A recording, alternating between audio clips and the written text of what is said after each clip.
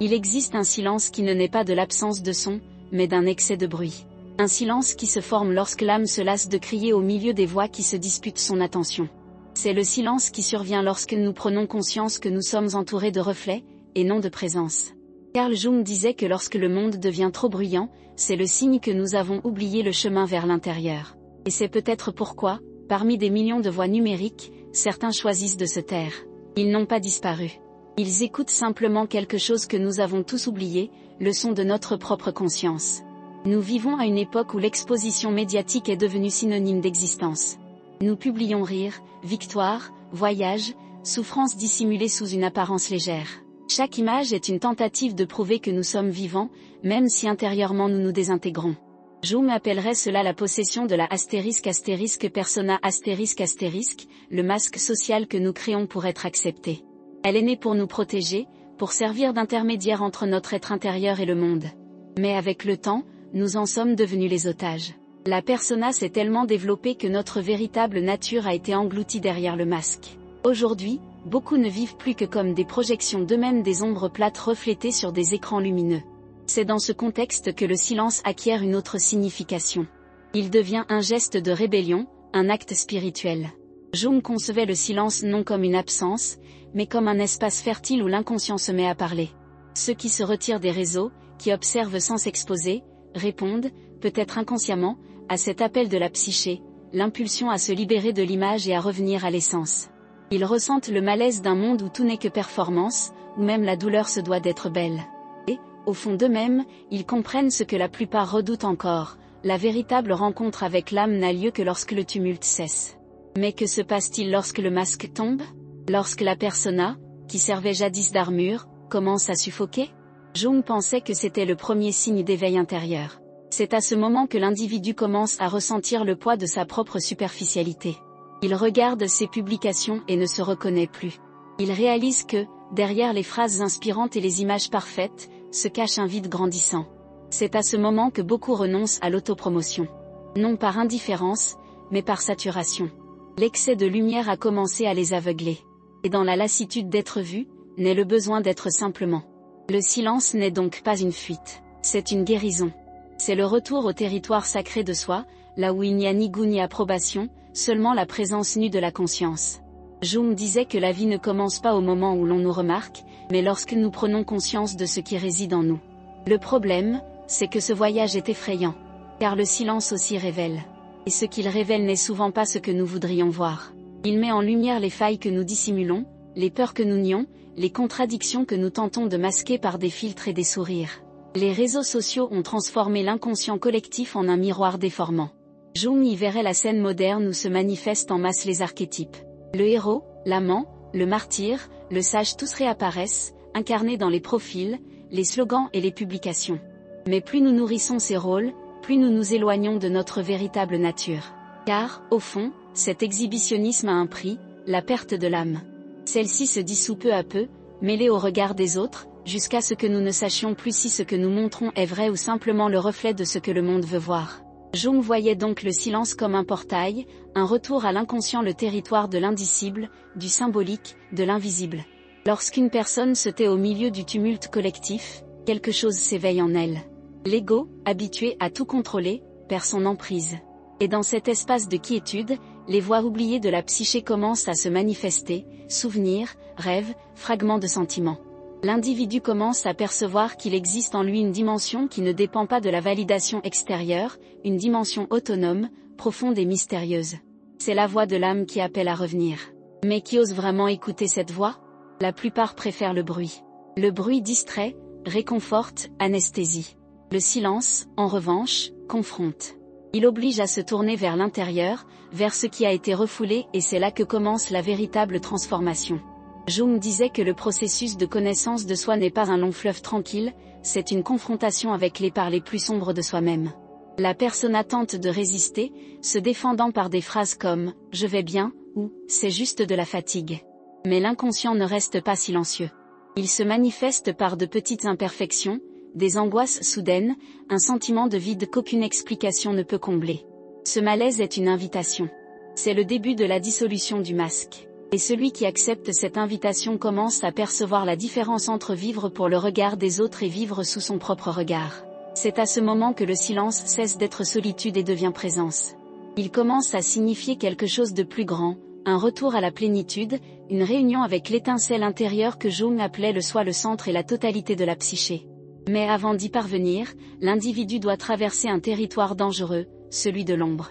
Et c'est peut-être pour cela que si peu choisissent la voie du silence. Car le silence ne se contente pas de guérir, il révèle. Il oblige l'individu à voir ce que le bruit dissimulait. C'est pourquoi Jung disait, « Celui qui regarde à l'extérieur rêve, celui qui regarde à l'intérieur s'éveille. » L'éveil est douloureux, car il dissout les illusions. Et les illusions sont ce à quoi nous sommes le plus attachés. Elles nous donnent le sentiment d'appartenir à une communauté, d'être important, d'être reconnu. Quand nous les perdons, c'est le deuil. Une sorte de mort symbolique. Mais c'est aussi la libération. Car, dans le vide laissé par l'image, naît l'espace du réel. Imaginez quelqu'un qui décide d'arrêter de publier. Au début, on ressent une absence. Les amis demandent si tout va bien. Certains interprètent ce silence comme une faiblesse, d'autres comme de l'arrogance. Mais pour ceux qui vivent cette transition, c'est comme quitter une pièce trop éclairée pour entrer dans une grotte. Au début, tout est obscurité. Mais avec le temps, les yeux s'habituent, et quelque chose d'extraordinaire se produit, on commence à voir l'invisible. Des détails auparavant ignorés prennent de l'importance. Des émotions refoulées recommencent à s'exprimer. La vie se vit, elle n'est plus seulement consignée par écrit. C'est de cela que parlait Jung lorsqu'il évoquait le retour au soi, la réunion avec la totalité de l'âme. Le silence est la porte d'entrée. Mais ouvrir cette porte exige du courage. Le courage de voir sans filtre, de ressentir sans public, d'exister sans applaudissements. Et c'est là le paradoxe de notre époque, nous recherchons l'authenticité, mais nous craignons la solitude nécessaire pour l'atteindre. Nous voulons être libres, mais nous sommes prisonniers du besoin d'être remarqués. Le silence brise ce cycle. Il nous ramène à l'état naturel de conscience, celui où l'être suffit. Le silence est le refus de continuer à jouer un rôle. C'est le moment où le persona se dissout et où le soi commence à s'écouter. Jung dirait que c'est l'instant où l'âme, étouffée par le jeu, respire pour la première fois. Et dans ce souffle, elle se souvient de qui elle est. C'est le début du voyage intérieur, un chemin qui ne promet pas d'applaudissements, mais qui offre quelque chose de bien plus rare, le sens. Ainsi, celui qui se tait ne se retire pas du monde, mais y retourne. Il descend les marches de l'inconscient, guidé par une lumière faible mais constante, la lumière du soi. Et c'est dans cette descente que tout commence à changer. Car le silence, dans sa pureté, est aussi un miroir. Et ce qu'il reflète, presque toujours, c'est ce que nous passons notre vie à éviter, l'ombre. Cette part de nous qui ne rentre pas dans le moule, qui ne peut être exposée, qui ne recherche pas l'approbation mais qui recèle toute la vérité oubliée. Le silence est l'invitation de l'ombre. Et quiconque l'accepte entreprend le plus ancien des voyages humains, la quête de la plénitude. C'est là que la pensée de Jung dépasse la simple théorie. Elle devient un chemin, une initiation, un rite. Car le silence n'est pas la fin de la parole, mais le commencement de l'écoute. Et quiconque écoute son inconscient commence à comprendre qu'une intelligence supérieure opère sous la surface du mental. Jung l'appelait l'âme objective, la partie de la psyché qui communique par les symboles, les rêves et les intuitions. C'est elle qui guide l'homme vers sa nature originelle, vers ce qui est antérieur à la persona, au nom, à l'image. Au final, le silence n'est que le premier pas. Mais c'est le plus difficile. Car il isole l'homme de la foule et le conduit vers les territoires inconnus de son être. Et quiconque s'y aventure n'en revient jamais indemne. Car il découvre que le véritable bruit ne réside pas dans le monde, mais dans l'esprit, et que le véritable silence n'est pas l'absence de son, mais la présence de l'esprit. Et c'est précisément à ce moment, lorsque le silence se fait miroir, que quelque chose s'éveille au plus profond de l'âme. Quelque chose d'ancien, de profond, de mystérieux. Jung appelait cela l'éveil de l'ombre. Et c'est là, dans l'obscurité de l'inconscient, que commence la prochaine étape du voyage.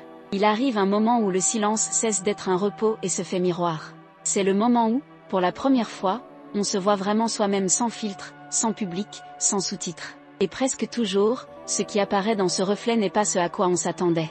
L'esprit tente de résister, le cœur hésite, mais quelque chose de plus profond, ce que Jung appelait l'ombre, commence à se manifester. Elle n'arrive pas en criant ni en menaçant. Elle émerge subtilement, comme un écho lointain, un vieux souvenir, un inexplicable malaise face à sa propre image. Et c'est à cet instant précis que commence le véritable voyage intérieur. Jung disait que l'ombre représente tout ce que nous nions être. Elle contient ce que nous jugeons inacceptable, la colère, l'envie, la vanité, la peur, le désir, la honte.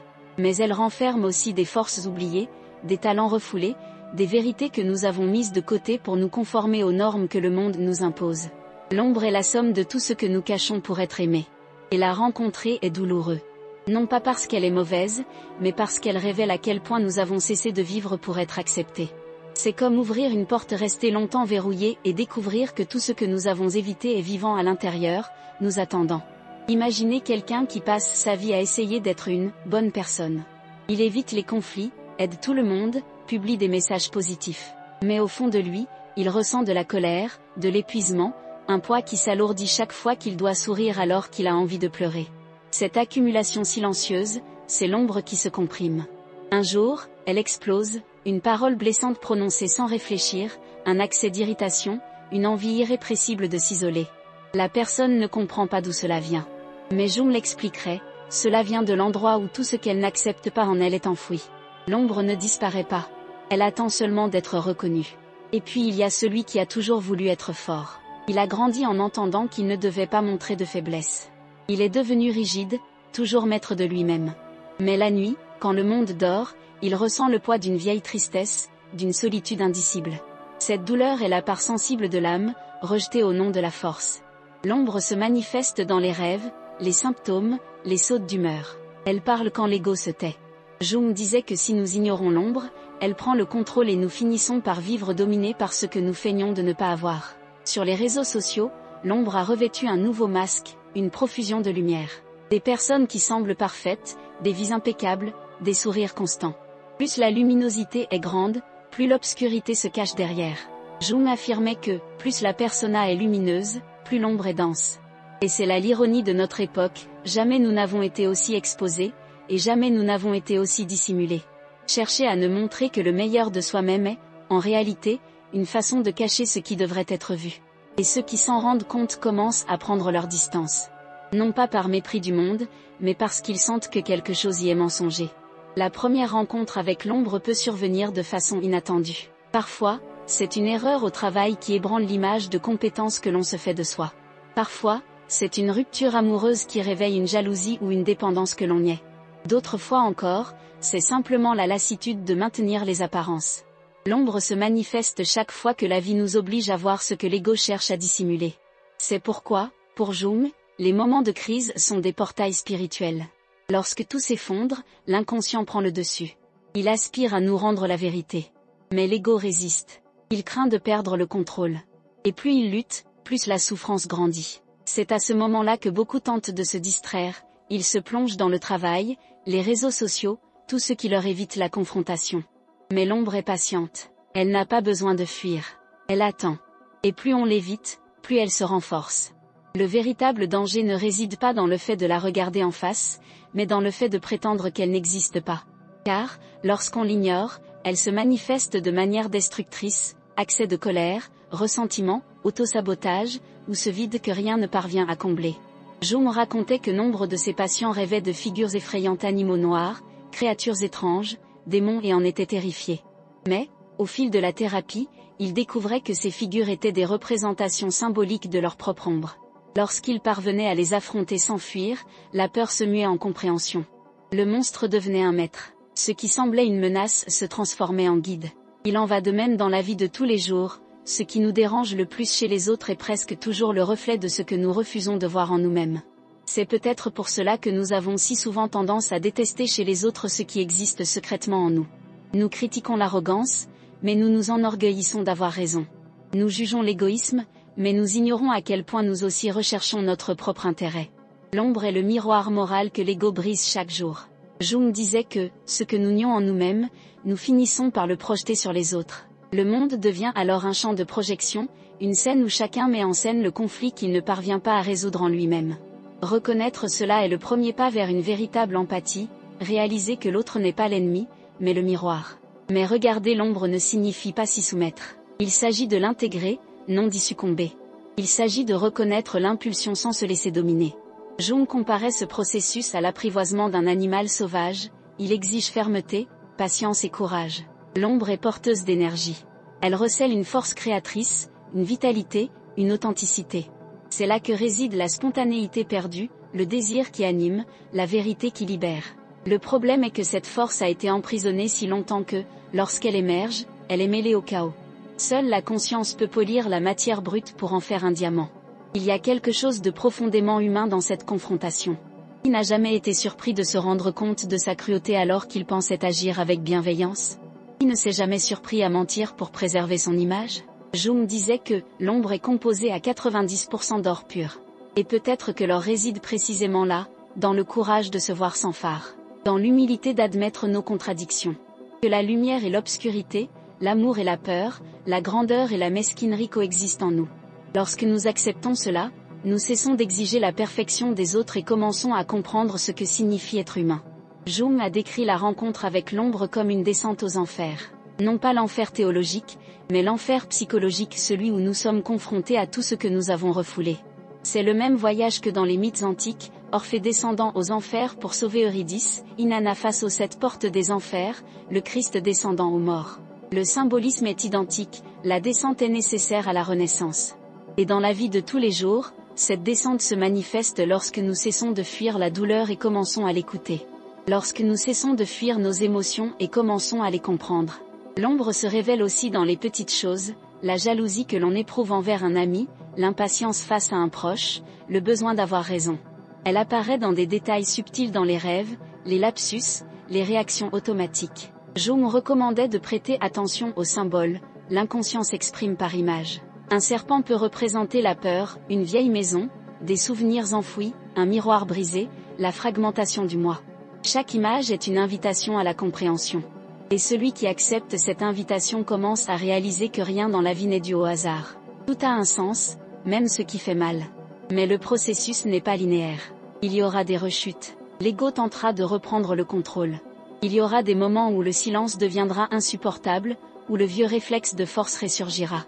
Dans ces moments-là, Jung dirait, ne fuyez pas observer. Le simple fait d'observer est déjà conscience. Et la conscience est lumière. L'ombre ne se dissout pas par le déni, mais par la présence. Celui qui observe sa propre obscurité en est déjà moins prisonnier. Certains le découvrent brutalement. Après une perte, une trahison, un bouleversement. D'autres s'en rendent compte lentement, au quotidien. Une femme qui, après des années à vouloir plaire à tous, décide de passer une journée entière seule et se sent effrayée par le silence. Un homme qui, habitué à être admiré, réalise qu'il ne sait plus qui il est quand personne ne le regarde. Chez les deux, quelque chose s'éveille. Le monde extérieur ne suffit plus. Et c'est le signe que l'âme aspire à se tourner vers l'intérieur. Jung considérait cela comme un rite de passage. Lorsque l'ombre est reconnue, l'individu commence à se libérer de sa dépendance au persona. Il n'a plus besoin de paraître bon, il aspire à l'authenticité. Il ne recherche plus seulement l'approbation, mais le sens. L'énergie auparavant dépensée à se cacher est désormais employée à créer. Ce qui était souffrance se transforme en conscience. L'ombre, enfin, cesse d'être un ennemi et devient un allié. Mais cette alliance est fragile et exige de la vigilance. L'ombre ne disparaît jamais. Elle accompagne l'individu comme une ombre littérale, toujours présente, dans l'ombre de la lumière. Et c'est une bonne chose. Car c'est l'ombre qui nous rappelle notre humanité, le chemin qu'il nous reste à parcourir, et que l'âme est une construction vivante. Intégrer l'ombre, c'est, en définitive, accepter sa propre imperfection comme une composante de la beauté de l'être. Et c'est peut-être là la plus grande leçon de Jung. La lumière n'est pas l'opposé des ténèbres, mais le fruit de leur traversée. Ceux qui fuient l'ombre demeurent divisés. Ceux qui l'affrontent retrouvent leur intégrité. Le silence, dès lors, acquiert une signification nouvelle. Il n'est plus seulement un refuge, mais un laboratoire de l'âme. C'est là que les parts oubliées se mettent à dialoguer et que l'individu, enfin, commence à se reconnaître. Mais un mystère encore plus profond nous attend. Jung disait que l'ombre personnelle n'est que la première strate. Derrière elle se cache quelque chose de plus grand, de collectif, qui unit toutes les ombres humaines. C'est l'inconscient partagé, le champ invisible où nous sommes tous connectés. Et c'est dans ce territoire que le voyage se poursuit, là où l'obscurité cesse d'être purement individuelle et commence à révéler la trame cachée qui soutient le monde. C'est là que nous allons. C'est là que commence la prochaine étape. Il arrive un moment où l'introspection cesse d'être une simple démarche et touche à quelque chose de trop vaste pour être contenu dans un seul être humain. C'est l'instant où l'on réalise que ce que l'on ressent, ce que l'on craint ou ce que l'on désire ne nous appartient pas seulement, cela fait partie d'un courant invisible qui traverse chacun d'entre nous. Jung nommait ce territoire L inconscient collectif et le considérait comme le socle commun de l'âme humaine, où résident des images primordiales qui façonnent nos croyances, nos peurs et même nos rêves. Là, il n'y a ni je, ni tu, mais un nous, ancestral, silencieux et puissant. C'est à ce moment précis que l'individu commence à percevoir que son ombre personnelle n'est que la surface d'une réalité bien plus profonde, l'ombre du monde. Nous vivons entourés de symboles sans même nous en rendre compte. Les marques que nous achetons, les films que nous regardons, les mots que nous répétons tous véhiculent des mythes anciens. Le héros qui sauve la situation, le méchant qu'il faut éliminer, l'amour rédempteur, la chute et la renaissance, rien de tout cela n'est nouveau. Ce sont des schémas qui traversent les siècles et se réinventent sans cesse. Jung concevait les archétypes comme des forces vivantes et palpitantes qui trouvent des incarnations temporaires dans la culture. Autrefois, c'étaient des dieux et des déesses. Aujourd'hui, ce sont des idoles, des célébrités, des leaders, des influenceurs. Chacun d'eux représente quelque chose que l'inconscient collectif a encore besoin d'exprimer. Mais cette répétition inconsciente recèle un danger insidieux. Lorsque nous ne parvenons pas à reconnaître ces schémas, nous en devenons les instruments. Nous agissons comme si nous prenions des décisions libres, alors qu'en réalité, nous ne faisons que rejouer d'anciens rôles. C'est pourquoi les mêmes tragédies se répètent de génération en génération, guerre, fanatisme, polarisation. Ce sont des archétypes en conflit, projetés sur la réalité. Jung voyait le monde moderne comme un théâtre psychique où les forces collectives de l'humanité mettent en scène leurs drames sous de nouveaux masques. Et tant que nous ne comprendrons pas le mythe dans lequel nous vivons, nous en resterons les prisonniers. Mais quel est le mythe de notre époque? C'est le mythe de l'exposition. Le monde moderne a remplacé l'autel par l'écran. Le nouveau temple est numérique, et le nouveau Dieu, le regard. Nous vivons sous le joug de l'archétype du héros narcissique, celui qui a besoin d'être vu pour exister. C'est le même mythe que celui de Narcisse, le jeune homme tombé amoureux de son propre reflet dans l'eau et mort en tentant de le toucher. Aujourd'hui, nous vivons entourés de reflets. Des caméras nous observent, des écrans nous reproduisent, des algorithmes nous décryptent. Et chaque fois que nous recherchons la reconnaissance, nous répétons, sans nous en rendre compte, le destin de Narcisse, perdre notre âme au profit du reflet. Voici le paradoxe de notre époque, plus nous nous exposons, moins nous nous connaissons. Les réseaux sociaux ont créé un inconscient collectif numérique, un champ de symboles, d'émotions et d'archétypes partagés en temps réel. Là, le héros lutte pour se faire remarquer, l'innocent recherche l'approbation, le rebelle se déguise en provocateur, le sage est réduit au silence par le brouhaha. Internet est devenu un miroir fragmenté de la psyché humaine. Et si Jung était encore vivant, il dirait peut-être que le monde entier rêve éveillé, un rêve collectif fait de pixels et de vanité. Mais que se passe-t-il lorsque ce rêve commence à se transformer en cauchemar? Jung pensait que toute civilisation court le risque d'être dominée par ses propres images inconscientes. Lorsqu'une société se coupe du symbolique et du spirituel, l'inconscient collectif tente de compenser ce déséquilibre et cette compensation est rarement pacifique. Elle se manifeste par des accès de violence, des crises existentielles, des effondrements émotionnels collectifs. C'est l'inconscient qui essaie de rétablir l'équilibre que la raison a détruit. Aujourd'hui, nous en sommes témoins à l'échelle mondiale, anxiété épidémique, solitude numérique, quête désespérée d'appartenance dans un monde qui semble de plus en plus dépourvu de sens. Il ne s'agit pas seulement d'un problème psychologique, mais d'un phénomène archétypal. Dans ce contexte, le silence redevient un acte révolutionnaire. Ceux qui se distancient du tumulte rompent, sans le savoir, avec le mythe dominant. Ils remettent en question l'archétype du héros narcissique et laissent place à un autre archétype, celui de l'observateur, celui qui voit sans avoir besoin d'être vu. Jung affirmait que le chemin de l'individuation n'est pas un acte d'isolement, mais une libération du conditionnement collectif. Se taire, ce n'est pas abandonner le monde, c'est se libérer du mythe qui nous domine. Mais que voyons-nous lorsque nous commençons à voir au-delà du mythe dans lequel nous vivons? La première réaction est la stupéfaction. C'est comme se réveiller d'un rêve et réaliser que tout ce qui semblait spontané était en réalité orchestré. Les opinions que nous défendons, les peurs que nous ressentons, les causes que nous embrassons souvent, elles ne découlent pas de convictions profondes, mais d'une identification inconsciente à un archétype. Lorsqu'une personne devient fanatique, par exemple, elle est sous l'emprise de l'archétype du guerrier aveugle, celui qui combat sans comprendre pourquoi. Lorsqu'une personne se sent constamment victime, c'est l'archétype du martyr qui la guide. Rien de tout cela n'est rationnel, mais profondément symbolique. Et seule la conscience peut briser ce carcan. Il y a quelque chose de fascinant et de troublant dans cette découverte. Car soudain, la vie cesse d'être aléatoire. Chaque événement, chaque rencontre, chaque crise semble chargée de sens. Jung appelait cela la synchronicité, la coïncidence significative qui relie le monde intérieur au monde extérieur. C'est lorsque nous comprenons que l'univers s'exprime par des symboles et que le hasard, peut-être, n'existe pas. Cette perception change tout. La souffrance cesse d'être une punition et devient un langage.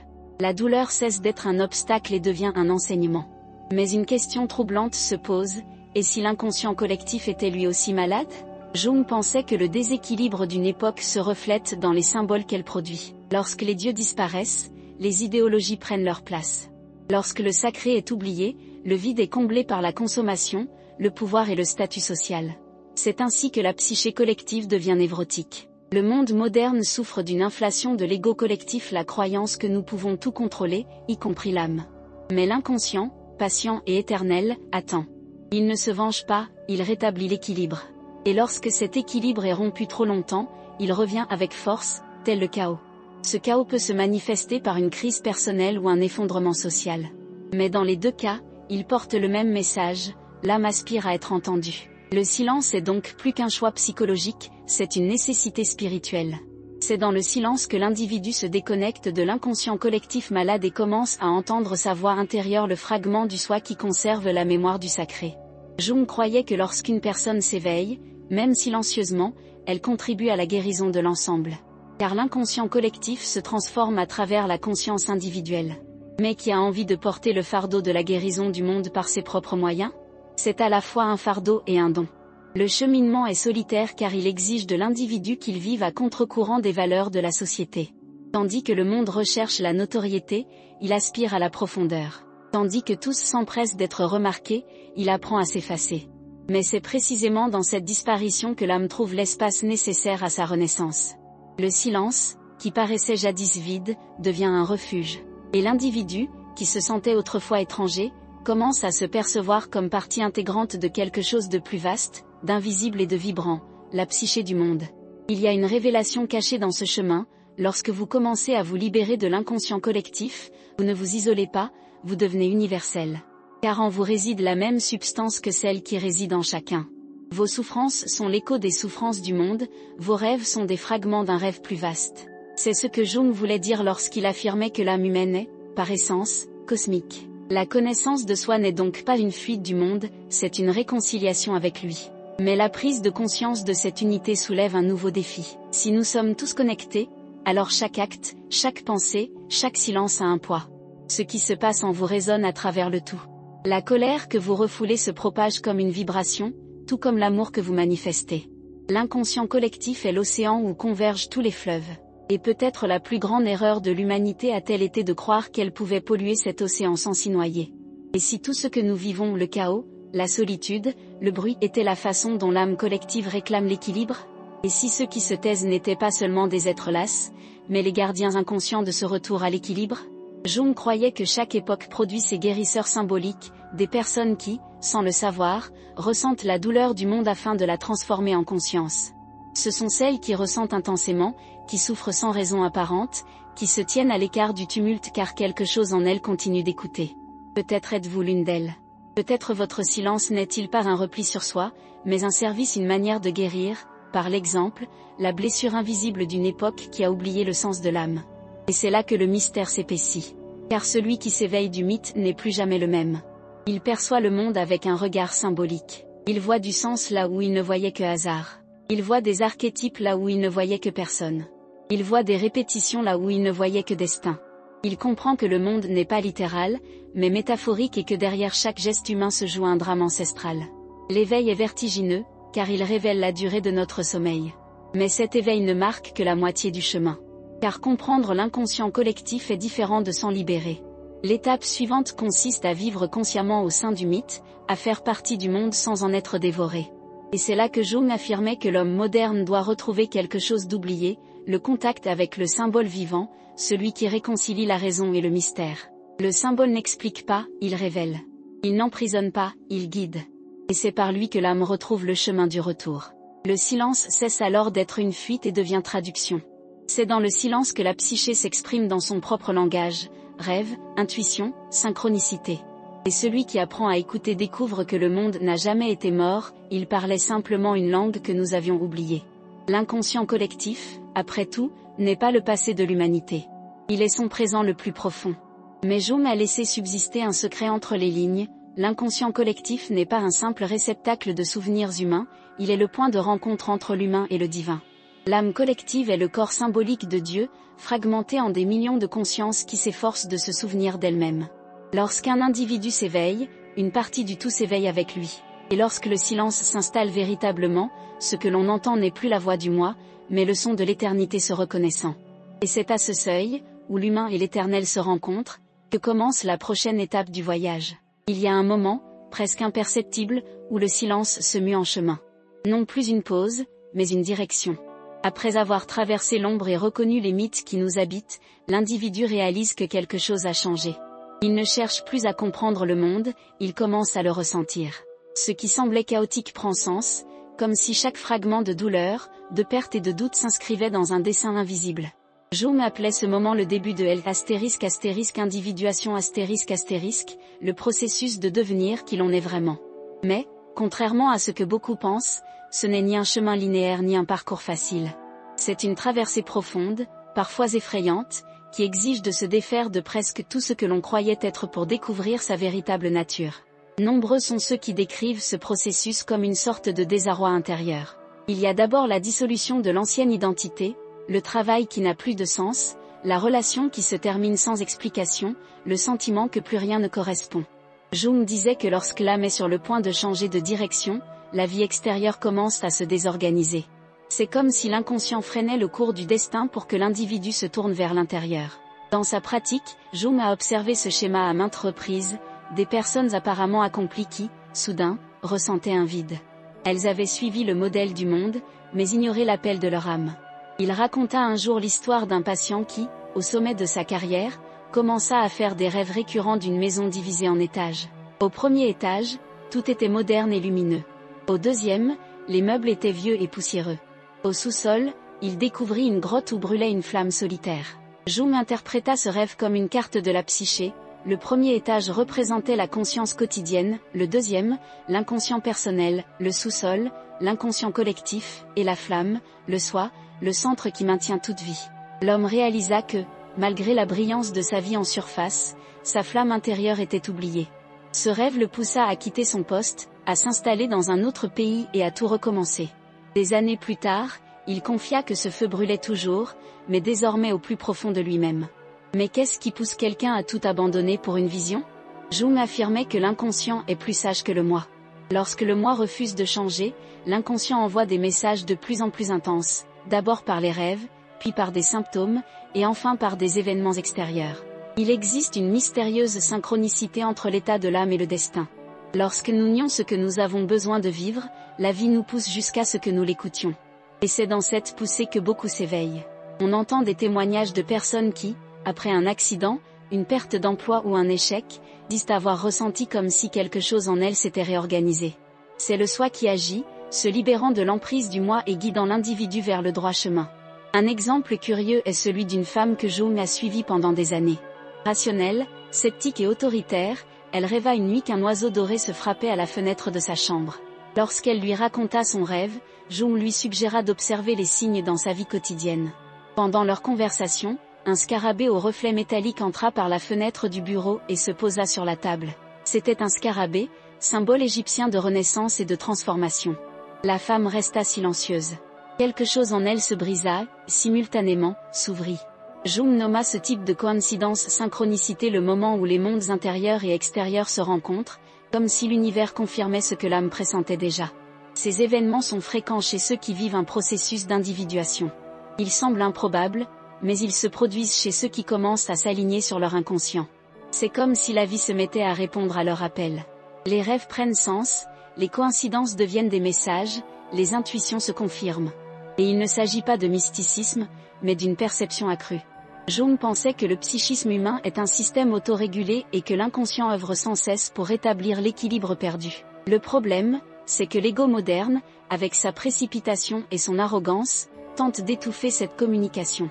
Mais le soi, cette force silencieuse qui guide l'âme, est patient. Il attend. Et lorsque l'individu se tourne enfin vers l'intérieur, le soi commence à se manifester de manière subtile. Parfois, c'est un rêve récurrent. Parfois, c'est un symbole qui apparaît à différents endroits. D'autres fois encore, c'est le sentiment que la vie parle à travers les événements. Jung disait que le soi est l'architecte invisible de l'existence, et que toute souffrance est une invitation à renouer le contact avec lui. Le problème, c'est que l'ego doit mourir un peu pour que cela se produise. Cette mort symbolique est l'un des moments les plus redoutés du voyage. C'est le moment où l'ancienne persona, le masque social, se désintègre. L'individu perd l'identité que le monde reconnaissait et entre dans un vide existentiel. Ce qui définissait sa valeur cesse de lui être utile. C'est une phase de désorientation, où l'âme semble suspendue entre deux mondes. Jung l'a comparé au mythe d'Inanna, la déesse sumérienne qui descend aux enfers et, à chaque porte franchie, doit se dépouiller d'un vêtement. Arrivée au bout, elle est entièrement nue face aux forces des ténèbres. Alors seulement elle renaît, renouvelée et entière. Mais tous ne peuvent supporter cette descente. Nombreux sont ceux qui tentent de fuir. C'est ce que Jung appelait l'évasion spirituelle, chercher des réponses rapides dans la religion, la philosophie ou la pensée positive, et se soustraire ainsi à la véritable confrontation intérieure. Or, l'inconscient n'accepte pas les raccourcis. Il exige l'abandon. C'est pourquoi l'individuation est un processus long et souvent solitaire. L'âme doit traverser la nuit noire avant de voir l'aube. Et c'est à ce moment précis qu'un phénomène surprenant se produit. Après le chaos, une paix émerge, une paix qui se passe d'explication. L'individu commence à ressentir une confiance profonde, une sérénité silencieuse. Non pas parce que tout est résolu, mais parce qu'il a appris à faire confiance au cours de la vie. C'est le début de l'intégration, la réconciliation entre l'ego et le soi. Jung disait que c'est là la véritable naissance spirituelle, lorsque nous cessons de vouloir contrôler et commençons à collaborer avec ce que nous sommes. Le processus d'individuation est à la fois psychologique et spirituel. Jung y voyait un pont entre science et mystère. Il croyait que l'être humain porte en lui la totalité du cosmos, que chaque conscience individuelle est une étincelle de conscience universelle. Cette vision l'éloigna de ses collègues et le rapprocha des traditions anciennes, notamment du gnosticisme, de l'alchimie et du taoïsme. Il percevait dans l'alchimie un parallèle exact avec ce processus intérieur, la transmutation du plomb de l'ignorance en or de la conscience. Les alchimistes travaillaient dans des laboratoires, mais ils savaient que le véritable travail était intérieur. La fournaise représentait l'âme, le feu, l'expérience, le métal, la psyché. Ce qui est en haut est comme ce qui est en bas, disait la tablette d'Hermès. Jung comprit que cette phrase décrivait la structure même de l'esprit, l'inconscient et le conscient se reflètent mutuellement. Quand l'un se transforme, l'autre se transforme aussi. Par conséquent, se guérir intérieurement, c'est transformer le monde extérieur. Mais un seul être humain peut-il influencer l'ensemble ? Jung le croyait. Il affirmait que lorsqu'une personne atteint l'individuation, elle crée un point d'équilibre dans l'inconscient collectif. Un individu éveillé est comme une lampe allumée dans un champ obscur, il n'a pas besoin d'éclairer tout, il lui suffit d'exister pour que l'obscurité ne soit pas totale. En ces temps de confusion et de tumulte, cette image est presque prophétique. C'est peut-être pourquoi tant de gens aujourd'hui ressentent le besoin de se retirer, de simplifier, de chercher un sens à leur existence. L'âme collective semble lasse de tant de bruit, et l'inconscient réagit par une lassitude individuelle. Jung dirait que ce n'est ni de la paresse ni du découragement, mais le soi qui réclame le silence. Lorsqu'une génération entière commence à éprouver ce besoin de déconnexion, un phénomène plus profond se produit, l'inconscient collectif lui-même tente de retrouver son équilibre. Et pourtant, rares sont ceux qui saisissent les véritables enjeux. Il ne s'agit pas seulement d'anxiété, d'épuisement professionnel ou de solitude numérique. Il s'agit de l'effondrement symbolique d'une époque. Une civilisation qui a perdu le contact avec son âme entre toujours en crise. Et la seule issue est spirituelle, au sens le plus profond du terme, renouer avec l'invisible, avec ce qui donne sang à l'existence. Jung pensait que le XXIe siècle serait confronté précisément à cela, une crise de sens. Il prédisait que l'avenir de l'humanité dépendrait de sa capacité à réécouter son âme. Mais comment peut-on entendre quelque chose d'aussi subtil au milieu de tant de bruit ? Le voyage commence par l'écoute de son inconscient. Cela implique de prêter attention aux rêves, aux coïncidences et aux sensations. C'est reconnaître que l'esprit n'est pas une machine, mais un organisme symbolique qui s'exprime par image. Lorsque l'on commence à dialoguer avec l'inconscient comme avec un interlocuteur, la vie se transforme. De petits signes guident nos décisions. Les réponses surgissent là où on les attend le moins. Et, peu à peu, le monde cesse d'être un champ de bataille et devient un miroir. Une anecdote curieuse concernant Jung illustre ce point. Lors d'un voyage en Inde, il fut invité à participer à une cérémonie religieuse. Au cours du rituel, un prêtre expliqua que, selon la tradition locale, Dieu n'est pas extérieur à l'homme, mais intérieur endormi, attendant d'être reconnu. Jung resta longtemps silencieux. Plus tard, il écrivit dans son journal, « J'ai retrouvé ici ce que la psychologie moderne a oublié, l'idée que le divin n'est pas un idéal lointain, mais une expérience intérieure. » Dès lors, il en vint à concevoir le processus d'individuation comme une réunion avec cette étincelle divine. C'est peut-être là la révélation la plus radicale de son œuvre, le soi est le symbole de Dieu en l'homme. Non pas un Dieu théologique, mais la totalité vivante qui réside en chacun. Et lorsque cette conscience s'éveille, la séparation entre l'humain et le divin se dissout. L'individu cesse de chercher le salut à l'extérieur et commence à le vivre intérieurement. Le monde cesse d'être une scène et devient un miroir. En définitive, le processus d'individuation n'est pas une finalité, mais un retour. C'est le moment où l'être humain, après avoir erré à travers 1000 masques, retrouve son centre. Il comprend alors que l'âme ne désire pas la perfection, mais la plénitude. Et cette plénitude englobe tout, la peur, la colère, le doute, l'amour, la foi. Jung disait que le soi n'élimine pas le conflit, il l'embrasse. Car seuls ceux qui intègrent les oppositions sont capables de créer du neuf. C'est à ce moment précis que le voyage change de direction. Le silence, jadis introspection, devient présence. La solitude se mue en communion. Et l'individu, désormais en paix avec ses contradictions, commence à rayonner de quelque chose que le monde perçoit sans le comprendre, l'équilibre.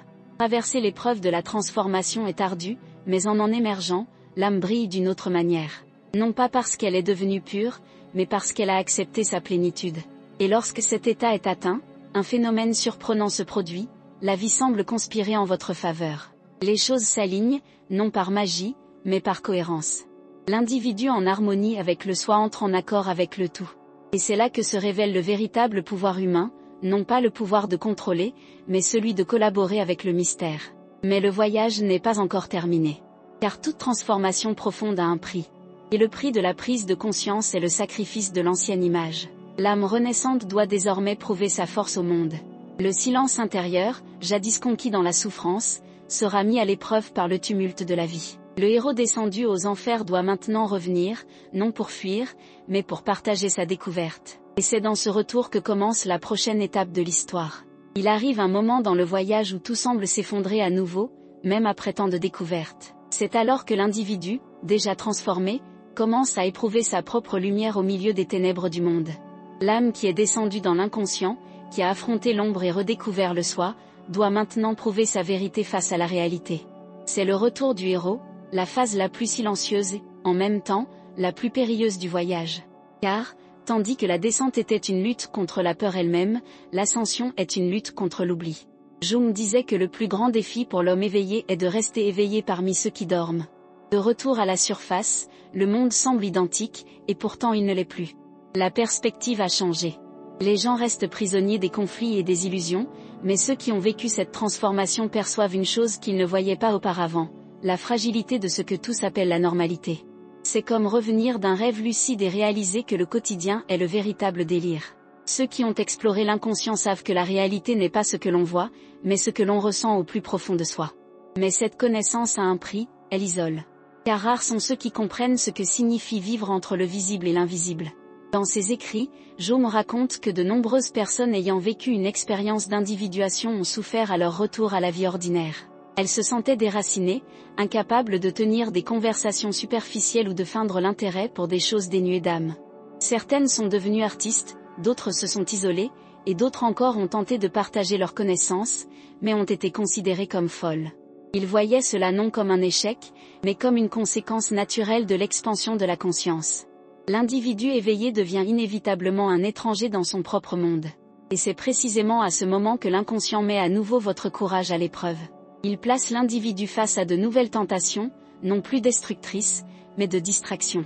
L'ego, désormais plus subtil, tente de reprendre le contrôle.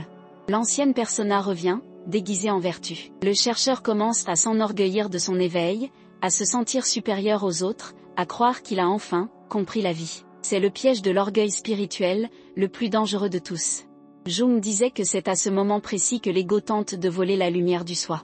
Et lorsque cela se produit, le chemin régresse. C'est un combat invisible. L'esprit tente de s'approprier ce qui appartient à l'âme. Celui qui se croyait libre réalise qu'il est encore prisonnier, d'une prison plus subtile, le besoin d'être sage, calme, éclairé. Et le soi, silencieusement, entreprend de déconstruire cette illusion. La vie nous confronte à des situations qui nous font douter de nous-mêmes, à des personnes qui nous mettent à l'épreuve, à des pertes qui nous déstabilisent. Le but est simple, nous rappeler que l'éveil n'est pas un état permanent, mais un mouvement continu. L'être humain ne devient pas lumière, il apprend à cheminer avec elle et avec l'ombre simultanément. Jung décrivait cette phase comme une renaissance. C'est le moment où l'ancienne identité meurt définitivement et où l'individu commence à vivre de l'intérieur vers l'extérieur. Mais cette renaissance est précédée d'une souffrance intense. Il comparait ce processus à un accouchement, l'âme pousse le nouveau soi vers l'extérieur, tandis que le corps de l'ancienne vie résiste. Les pertes s'accumulent, les relations changent, les désirs se transforment. Et, pour beaucoup, ce stade est terrifiant car il donne l'impression que tout ce qui a été construit s'effondre. Mais c'est ainsi que fonctionne la nature. Avant d'éclore, la graine germe. Et ce qui semblait être une destruction est en réalité une expansion. Jung pensait que chaque crise recèle un enseignement symbolique. Il disait que l'âme sait toujours ce dont elle a besoin pour grandir, mais l'ego le nomme souffrance. Cette phrase résume ce que beaucoup vivent à ce stade, un malaise qui n'est plus une douleur, mais une transformation. C'est le corps de la conscience qui s'adapte à la nouvelle forme de l'âme. Et puis, soudain, un événement inattendu se produit. Après une période de silence et de doute, de petits signes apparaissent. Des personnes se présentent avec les mots justes, des livres tombent des étagères au moment précis, des rêves se répètent, porteurs de messages cohérents. La synchronicité revient, plus fréquente désormais, comme si l'univers répondait en temps réel. C'est le soi qui communique que le voyage n'a pas été vain. L'individu commence à comprendre que tout est lié, que rien n'est dû au hasard, qu'une intelligence guide son chemin. Ce nouvel éveil s'accompagne d'un sens du but. Mais contrairement à avant, il n'est pas motivé par le désir de changer le monde, mais plutôt par le besoin de le comprendre. Jung croyait que l'homme ne trouve la paix que lorsqu'il accepte son rôle symbolique au sein de la totalité. Il n'a pas besoin de sauver qui que ce soit, seulement d'être en accord avec sa découverte. C'est là le véritable service spirituel, vivre consciemment au sein de l'inconscience. Mais le monde, comme toujours, résiste. Et celui qui s'efforce de maintenir cette constance réalise vite qu'il sera mis à l'épreuve par des forces extérieures. On se moque de son calme, les circonstances éprouvent sa patience, le quotidien tente de le ramener à ses anciennes habitudes. Et chaque fois qu'il cède, l'inconscient lui rappelle les leçons apprises. Un rêve troublant, une perte soudaine, un sentiment de vide, autant de signes que le chemin s'égare. Le soi, patient et persévérant, ramène le chercheur sur le bon chemin, non par la punition, mais avec précision. Des témoignages font état de personnes ayant vécu, à ce stade, d'étranges phénomènes. Une femme raconta avoir vu à plusieurs reprises le même chiffre sur des horloges et des plaques d'immatriculation, jusqu'à comprendre qu'il correspondait à la date d'un rêve important. Un homme rapporta avoir trouvé le même symbole dessiné à différents endroits, comme si l'univers tentait de lui rappeler quelque chose. Jung analysa ces cas avec prudence, mais y perçut une signification profonde. Pour lui, la psyché, une fois éveillée, commence à interagir avec la réalité de manière symbolique. Le monde extérieur devient un prolongement de l'esprit, et les événements se mettent à refléter l'état de l'âme. Mais le plus impressionnant est ce qui se passe à l'intérieur. La peur s'estompe. L'anxiété perd de son emprise. Les émotions, auparavant désordonnées, se mettent à circuler harmonieusement, comme les courants d'un même fleuve. L'individu découvre qu'il peut ressentir la tristesse sans le désespoir, la joie sans l'euphorie, la solitude sans le vide. Cette stabilité ne provient pas de l'extérieur, mais de l'alignement avec le soi. Jung appelait cet état « équilibre dynamique », le point où le conscient et l'inconscient dansent en harmonie. C'est un équilibre vivant, en perpétuel mouvement, entretenu par la conscience de la totalité. Cependant, tout n'est pas paix. Parfois, cet équilibre est perturbé par des épreuves qui mettent le cœur à l'épreuve. C'est précisément dans ces moments-là que l'âme s'épanouit le plus. Jung raconte l'histoire d'un vieil ami qui, après des années de méditation, perdit tout dans un incendie. Lorsque Jung le retrouva, il lui demanda s'il était désespéré. L'homme répondit, « Non. Pour la première fois, je ne suis pas ce que je possède. » Cette réponse le marqua profondément. Il comprit que le véritable fruit de l'individuation n'est pas la maîtrise, mais la liberté. Lorsque l'essentiel demeure même après la perte, le soi atteint sa pleine maturité. Et c'est cette maturation qui transforme la douleur en sagesse. L'individu commence à comprendre que rien n'est vain, que même les échecs ont un sens. Il comprend que l'âme ne recherche pas la sécurité, mais l'épanouissement. Chaque épreuve est une occasion de grandir. Et, en acceptant cela, la vie reprend son cours. Non plus comme avant, à la poursuite d'objectifs, mais tel un courant paisible qui suit son propre cours. Jung disait que le soi n'est pas guidé par la peur, mais par la confiance. Lorsque l'ego apprend à faire confiance, la souffrance se dissipe. Mais cette confiance est constamment mise à l'épreuve. Le monde exige sans cesse des réponses rapides, des opinions, des prises de position. Et l'individu éveillé doit trouver le moyen d'être présent sans se perdre. Il apprend à parler moins et à écouter davantage, à agir sans réagir, à observer sans juger. Ce mode de vie paraît simple, mais c'est le plus difficile de tous, car il requiert une discipline silencieuse. L'ego veut prouver, expliquer, convaincre. Le soi, lui, est simplement. Et puis vient le tournant. Après tant de recherches, on réalise qu'il n'y a nulle part ailleurs où aller. Le chemin a toujours été intérieur.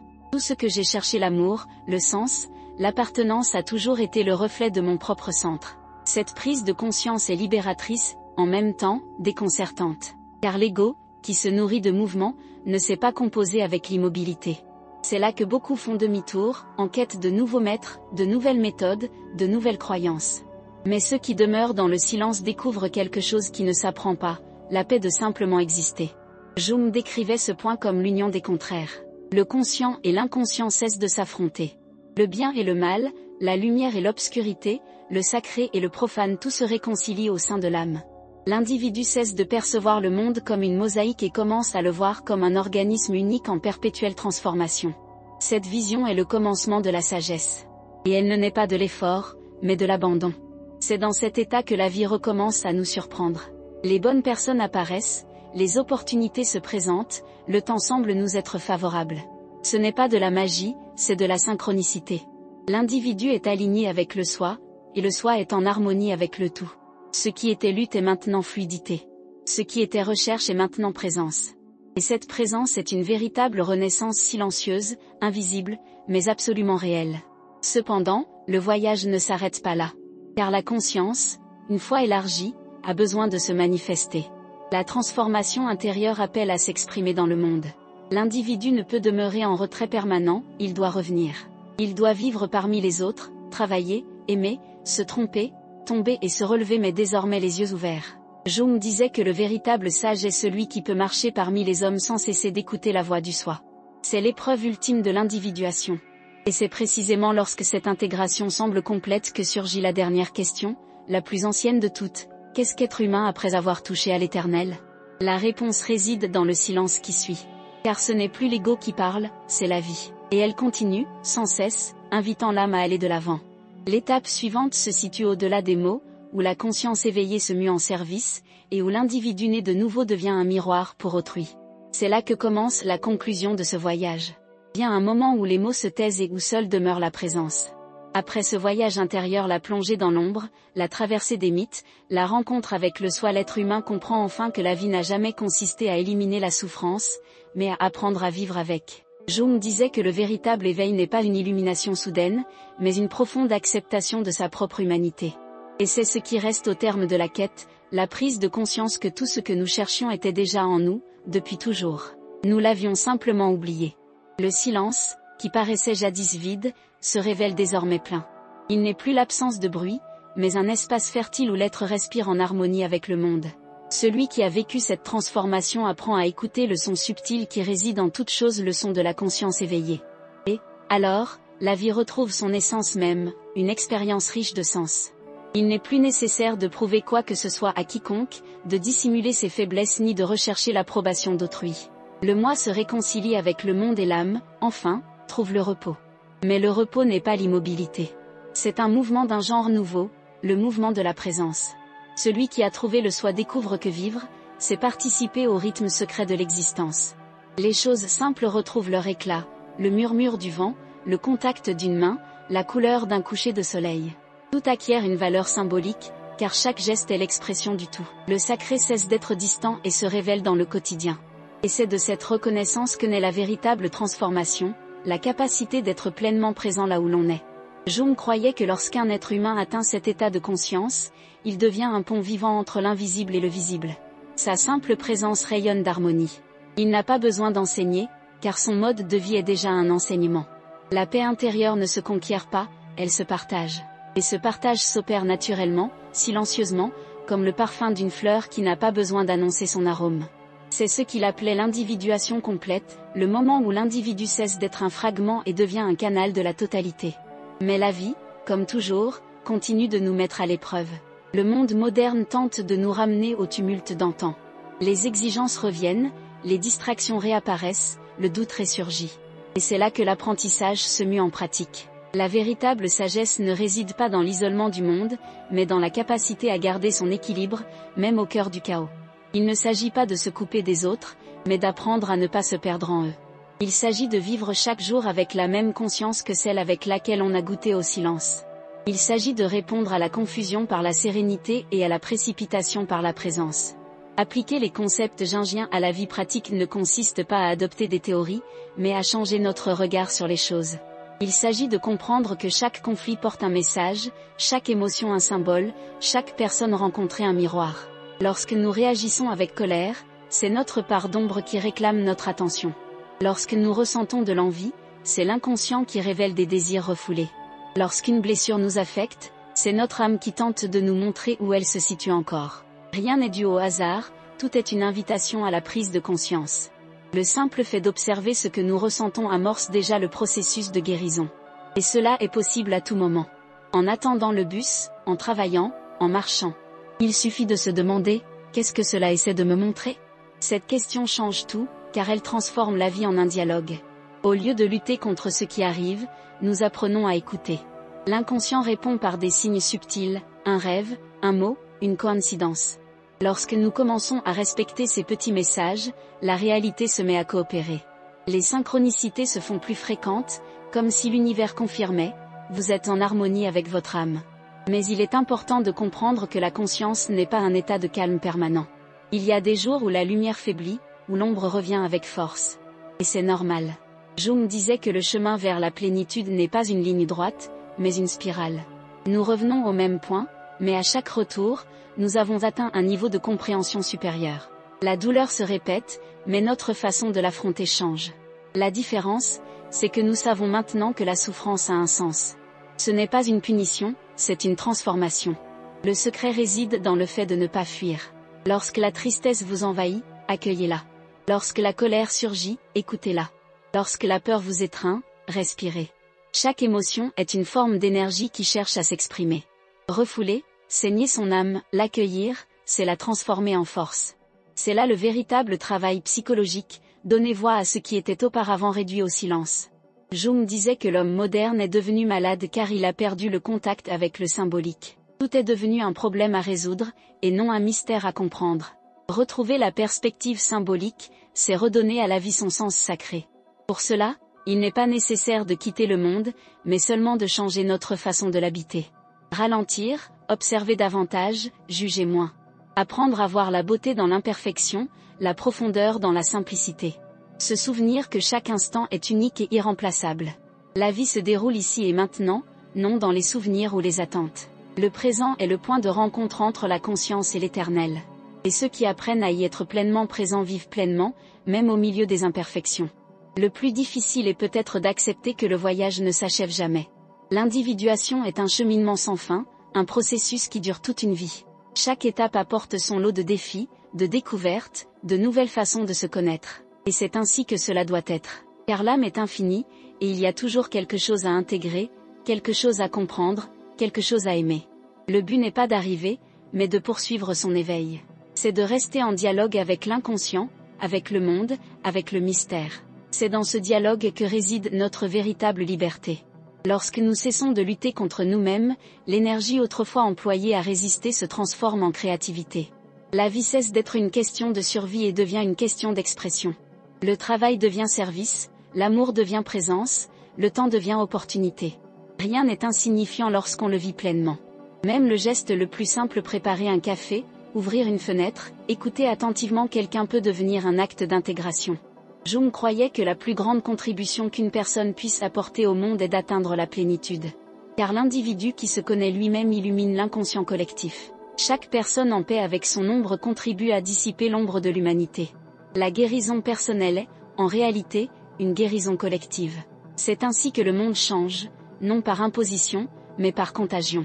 Le bien-être intérieur se propage silencieusement, touchant ceux qui s'en approchent, sans un mot. C'est à ce moment précis que le cheminement intérieur se mue en engagement. Ceux qui ont déjà traversé leurs propres ténèbres savent qu'ils ne peuvent rester silencieux face à la souffrance d'autrui. Mais ils comprennent aussi qu'il est impossible de sauver qui que ce soit, seulement d'inspirer. De montrer, par l'exemple, qu'il existe une autre façon de vivre. Il est possible d'être conscient sans être froid, fort sans être dur, sensible sans être fragile. Que la véritable spiritualité ne se trouve pas dans les sommets, mais dans la manière dont nous traitons le monde qui nous entoure. Voici la pratique quotidienne, vivre pleinement présent, agir en pleine conscience, parler avec sincérité, ressentir avec courage. Et surtout, écouter soi-même, les autres, le silence. Écouter jusqu'à ce que le bruit se mue en sang. Écouter jusqu'à ce que la peur devienne compréhension. Écouter jusqu'à ce que la vie révèle ce qu'elle a toujours cherché à exprimer. Voici peut-être le message ultime, l'âme ne désire pas la perfection, elle aspire à l'attention. Elle n'exige pas de certitude, elle demande une présence. Elle n'a pas besoin de réponse, seulement d'être écoutée. Et lorsque nous apprenons à l'écouter, le monde extérieur se transforme. Les problèmes ne disparaissent pas, mais ils perdent leur pouvoir destructeur. Le chaos persiste, mais en nous demeure un point intact. C'est le centre, le soi, le feu silencieux qui ne s'éteint jamais. Et maintenant, au terme de ce voyage, tout se résume à un seul geste, le choix de rester éveillé. L'éveil n'est pas un événement ponctuel, c'est une décision quotidienne. Chaque matin, nous pouvons choisir entre répéter de vieux schémas ou vivre en pleine conscience. Entre réagir au monde ou répondre depuis notre centre. Entre la peur et la confiance. Entre le bruit et le silence. Et c'est ce choix, renouvelé chaque jour, qui forge une vie pleine de sens. Si cette réflexion a touché quelque chose en vous, même subtilement, c'est parce que votre inconscient a réagi. C'est le premier signe que le processus est déjà enclenché. Laissez-vous porter. Observez vos rêves, vos émotions, vos synchronicités. Soyez attentifs à ce que la vie essaie de vous montrer. Prenez votre temps. L'âme évolue à son propre rythme. Et souvenez-vous, chaque pas, aussi infime soit-il, participe à l'individuation. Même le silence que vous portez en vous est une forme de prière. L'important est de continuer d'avancer, même lentement, même avec le doute. Car le simple fait de chercher est déjà un éveil. Si cette vidéo vous a apporté clarté, inspiration ou réconfort, merci de soutenir ce travail. Laissez un j'aime, partagez vos réflexions en commentaire, même anonymement si vous préférez, et abonnez-vous à la chaîne pour poursuivre ce cheminement avec moi. Puisse cet espace être une lueur d'espoir dans le tumulte du monde, un rappel que, même dans le silence, l'âme s'exprime toujours. Et si vous tendez l'oreille, vous vous en rendrez compte, elle s'exprime maintenant.